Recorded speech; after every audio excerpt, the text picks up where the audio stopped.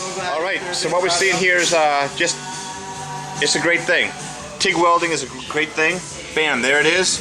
A little grind out, and you'd never know it was welded in there. It's going to require very little body work / filler, and the transition's a very smooth one.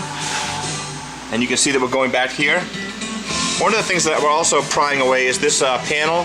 This little indentation was for a fork, but the aluminum body type comes up here, and it is kind of unnecessary. So we'll take the transition of the aluminum training cover, which will go right here. So we'll patch that in with a little bit of steel. Nobody will be the wiser, and it's looking fine. So steel restoration continues on the cowl.